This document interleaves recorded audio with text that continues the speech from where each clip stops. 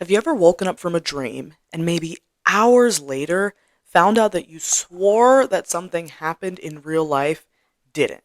Maybe somebody said something or did something in your dream that they didn't actually do in real life. It can be really tempting to believe this dream over reality because it felt so real. Well, imagine for people whose brains do that for them 24/7, even when they are awake. Every day becomes a battle to understand what's real and what's not. Now, all of our brains betray us in this way to some extent. But for people that experience deep trauma, the brain can do this in an effort to keep them from re experiencing and reliving something incredibly horrific. The issue is these distortions of reality, distortions of our thoughts and memories, can themselves lead to something horrific. And that's what we'll see today in the case of our protagonist in the film that we're getting ready to talk about. So, hi everybody, my name is Sabrina. For those of you that don't know me, I'm a clinical psychologist, and on this channel I talk about psychology as we see it in popular Netflix series and films. You do not have to be a fan of any of the series or films that I'll talk about to watch my videos, because I'll always give a brief recap of what's going on in them. And today I will be talking about the film Fractured. Actually, for my next two videos, I'll be talking about this film. It came out, I think, in 2019 and was something I had never heard of and just randomly watched on Netflix one day. But it is truly an amazing psychological thriller. If you are into those shows where something's happening and you can't quite figure it out and then everything comes together and makes sense at the end, you will be a fan of this one. So I will say, if you haven't seen this movie yet and you want to, there will be huge spoilers in this, so I encourage you to watch that first, then come back to this video. But I'll give a recap of what happens in the movie, and then we'll go from there. So I believe it opens with us seeing a man named Ray and his wife and daughter Perry driving together in the car. Ray and his wife are definitely having some issues and arguing at some point, and eventually they stop at a gas station or a rest station to get some food, get some batteries, get some things that they might need. At this stage, Ray is kind of fumbling with something in the car. I think he spilled some coffee. And by the time he turns around, he sees that his daughter, Perry, is being cornered by a dog. The issue is she keeps slowly stepping backwards towards this big hole as the dog is coming towards her. Ray keeps trying to tell her to stay there, but she doesn't listen. And he keeps trying to distract the dog and get it to go away, but eventually ends up throwing a rock at the dog, and it causes his daughter to fall back. Ray jumps in after her, and they both fall and hit their head. When Ray wakes up, his wife is yelling at him, screaming at him, and they go and take their daughter Perry, who's alive, to the nearest hospital. He brings them to this hospital. They ask them a lot of questions. They get them checked in. They do a lot of assessments of Perry to see what's going on, and they determine that she needs a CT scan. Only one of them can go with Perry, though, just because of some of their rules and procedures. So the wife agrees to go in with Perry to get a CT scan, and he sees them go down a floor or two to get this scan. Ray then goes back to the waiting room, falls asleep. By the time he wakes up, a good bit of time has passed, and so he checks in with the staff to see about his wife and daughter, and they say that they were never here. There's no information about them. They were never patients here. This goes on for a while. Ray is there for, I believe it's a couple of days, even asking a bunch of staff, trying to get answers, and people are saying they are not there. So he feels like some kind of cover-up is happening. What the staff tells him instead is that you came alone. You were the one that we were looking at for a head injury. And from this point onward, he really starts to believe there is some kind of cover-up happening. The big twist here is that this is all in his head. He does end up killing his daughter, and then with his wife, when he's in this dissociative state and she's yelling at him, he pushes her, she falls on some kind of rods that are sticking out, and it kills her instantly. But he doesn't remember any of this. He creates a story where they're still alive, and he's the hero and brings them to the hospital to save them. In this case, not only Ray's perceptions, but his memory fails him as well. So I want to start by talking about the general fragility of memory. A lot of things can impact our memory. Some being, for example, neurological diseases. Things like Alzheimer's and dementia can have a huge impact on this structure in our brains. However, traumatic brain injuries, like Ray suffered in this movie, can seriously impact our memories and cognitions as well. But what about in otherwise healthy individuals? people that don't have any kind of illness, and people that don't suffer some kind of traumatic head injury. One of the biggest challenges in terms of our memory system is the fact that memory is reconstructive, not reproductive. What that means is that when we're trying to remember something, it's not just like clicking play on a video. It's much closer to putting together the pieces of a puzzle and rebuilding our memory. This process pulls from various parts of the brain, which makes it much more susceptible to interference, to suggestion, and to emotional bias. Now, there's a lot of studies, experiments that look at different things that can impact memory, and so I'll just name a few here. I'll just name 5 or 6 of these. The first is an experiment done by Loftus and Palmer in 1974. In this experiment, they showed participants videos of a car accident, so one car hitting another. And then they asked all the participants how fast was the car going, but they separated it based on some participants heard how fast was the car going when it smashed into another, and then the other set of participants heard how fast was the car going when it hit the other car. What they found is that people that heard the word smashed typically reported that the car was going at much higher speeds, and they also falsely remembered broken glass on the scene when that didn't happen at all. There was no broken glass that was shown in this video. So this experiment helped to show that the language that we use after an event can really alter our memory of the event itself. Now, the next experiment was also done by Loftus in 1995, which this is called the Lost in the Mall experiment. And this one is one of my favorites because it's just honestly so crazy to see the depths of how much our brains and our memories can be influenced by other things. So in this experiment with the participants, what they did is they told them 4 childhood memories. 3 of them were true and 1 of them was false. The false one being that they were lost in the mall as a kid. I believe that they talked with the participants' parents beforehand to actually get the true memories. That way they can, sprinkle that in with the false one. And you want to know what happened in this experiment?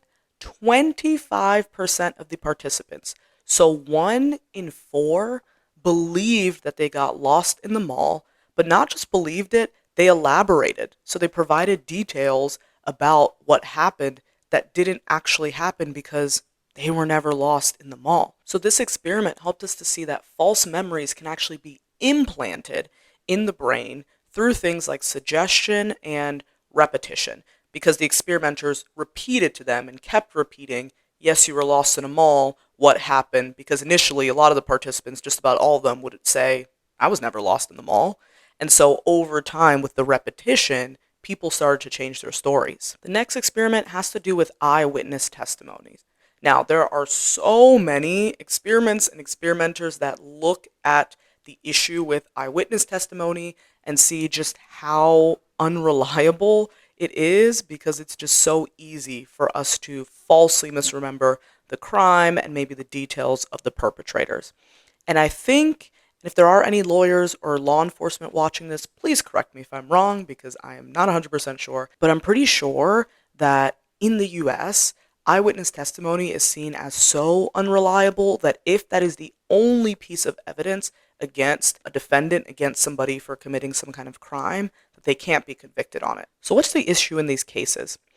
There was a study done by Wells and colleagues in 1998 in which they staged a theft, and then they had a lineup and they told the participants to pick from the lineup the person who was the thief. The twist was the thief was not in this lineup. The fake thief that they had was not in this lineup. But what happened is the vast majority of the participants picked somebody, and even worse, they were confident in their choice, saying, yes, it was absolutely that person that did it. And not just in this study, but time and time again with studies similar, we see that people will pick the wrong person and be confident about it, and or provide details even about what a person looked like, what they were wearing, and these details are horribly inaccurate. These studies showed that under social pressure, so saying you have to pick someone, and then with the element of assumption, so assuming the person is in this lineup, that we can falsely remember certain details and really strongly believe that they are true. Now, the last thing that we'll talk about is what's known as flashbulb memories. These are vivid memories about a significant event that is really emotionally charged. So for us in the US, that might be examples of things like 9/11, or in this case, in the study that I'm going to talk about, the Challenger disaster. In a study by Neisser and Harsh in 1992, they had students write down where they were and how they found out about the Challenger disaster right after it happened. And then they followed up with these same students just 2 years later and asked the same thing, to write down where they were and how they found out that it happened. What they found is that their responses changed dramatically over the 2 year point, but they still believe so strongly that these responses were true, even though they weren't. Now, all memory starts to decay over time, but what this study really showed is that even flashbulb memories, which typically as people we feel like, oh, I'm never going to forget something like this, right? Like I'd never forget where I was or what was happening when I found out about 9/11, for instance, or the Challenger disaster. But it shows that even these memories can be significantly impacted. So naturally, even healthy adults with no prior mental challenges can have some issues and struggles with memory. Now, certain things like trauma, for instance, can really impact our memories even more, and we'll dive into that when it comes to Ray from this film. So in Fractured, we see that Ray not only forgets that he did, in fact, kill his wife and child, but even forgets the fact that he moved their bodies. He completely suppresses this trauma. But how common is this with trauma? How commonly do people completely suppress the memories of a traumatic incident that might have happened to them? It's kind of common thought, and so then we see it depicted in TV shows a lot, that somebody might experience a trauma maybe when they're a child. They completely suppress it, and then something happens maybe when they're adult that just unlocks all these memories, and all of a sudden just the details of the trauma comes flooding back to them. So this is known as dissociative amnesia, where a person forgets entire events. But get this, only 2% of the entire population will experience this in their lifetime. And that includes both people who have and have not experienced trauma, because this isn't just something that can happen with people who have experienced trauma. Now, if you watch my video on PTSD that I did before, you might remember that I said this. About 70% of people will experience some kind of trauma in their life. So trauma itself is incredibly common, but the brain is also incredibly resilient.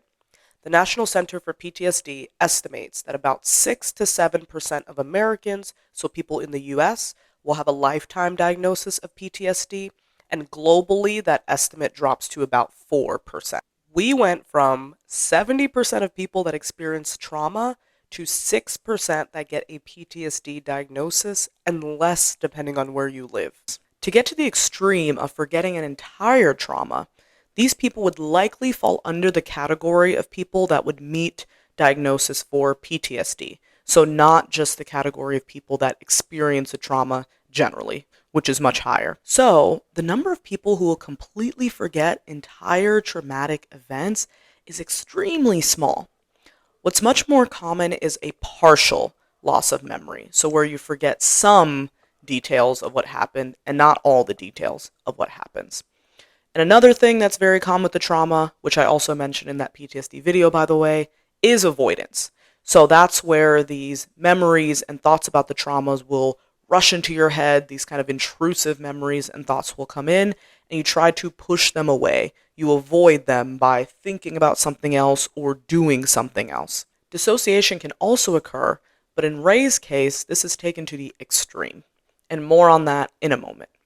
So for my nerds out there who like to really dig deep and understand why the brain does this, we're going to jump into the neuroscience and talk about that for just a few moments. And don't worry, I'm going to explain this to you like you're 5. We are not about to take a college level neuroscience class here. So like I said earlier, multiple parts of the brain works together when it comes to memory. So therefore, multiple parts of the brain are involved when it also comes to forgetting. We'll start with the amygdala. This is the part of our brain highly involved in emotions, and in particular, fear.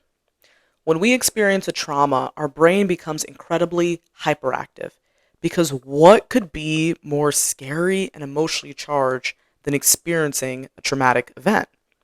And when the emotional part of our brain becomes highly hyperactive, the thought part of our brain slowly begins to shut down. So the amygdala stores the general emotional intensity that we felt, but not actually the specific details of the event.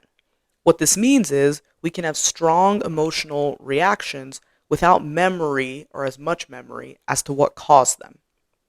Next, we have what's known as the hippocampus. This part of the brain helps with memory integration. So, organizing the events into some kind of order and also including context behind the memories and the events themselves. Under stress, this part of the brain can become impaired.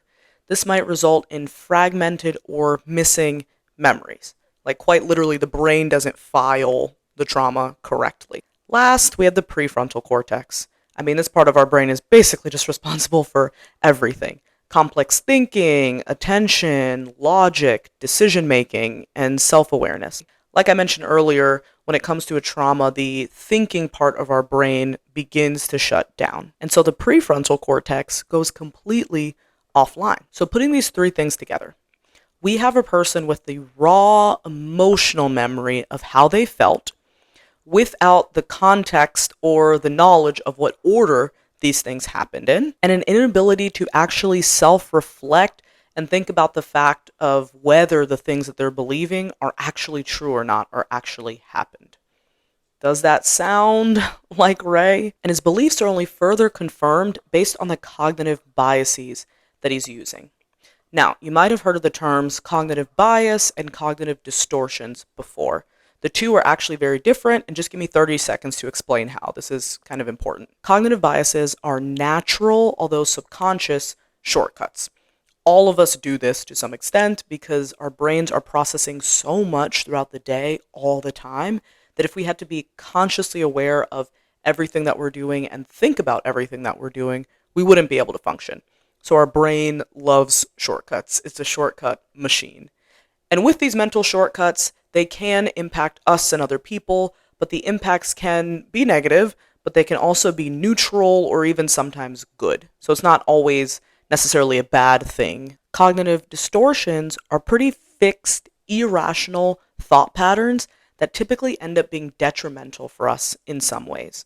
And all of us still, to an extent, do these things, but is especially common in people who have experienced trauma or some kind of mental health condition. For Ray, the neuroscience I talked about earlier kind of primes him to start believing that something bad is happening at the hospital, but the cognitive biases that he's engaging in, they keep him trapped in that faulty narrative.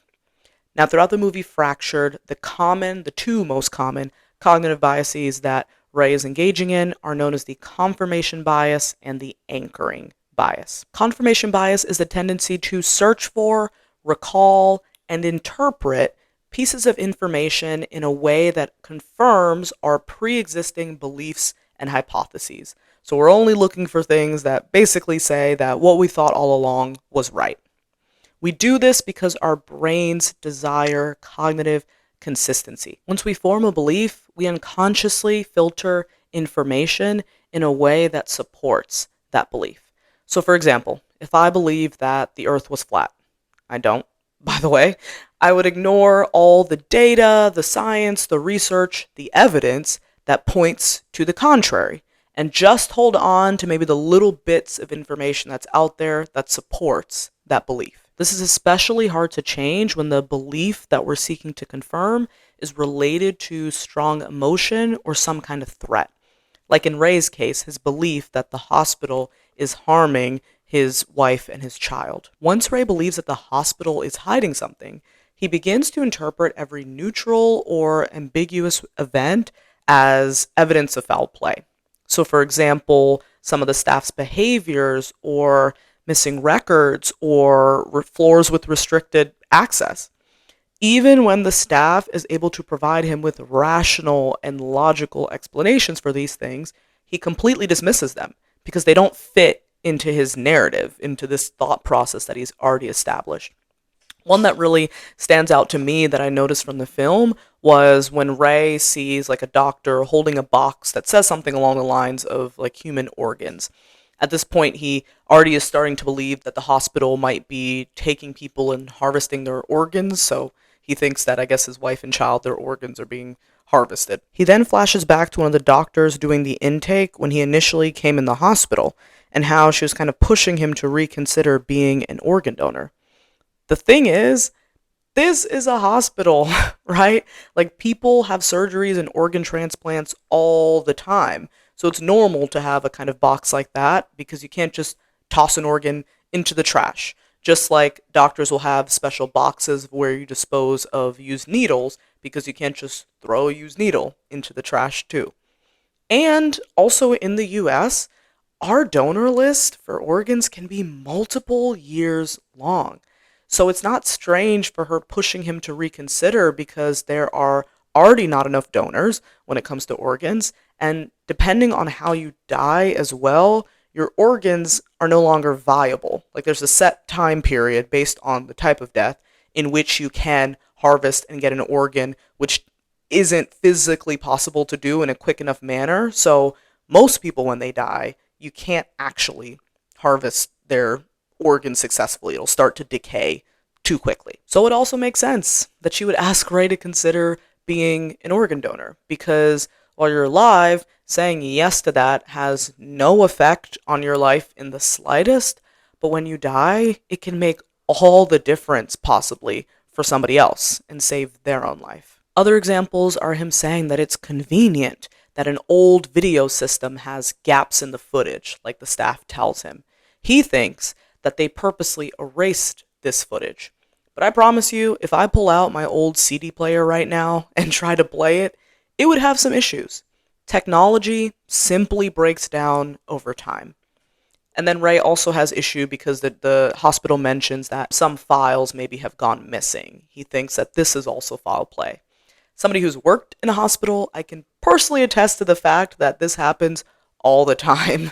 I can 100% believe that the files just went missing, that they didn't purposely hide his daughter and wife's files. Ray already believes that the hospital is up to something, and nothing will convince him otherwise.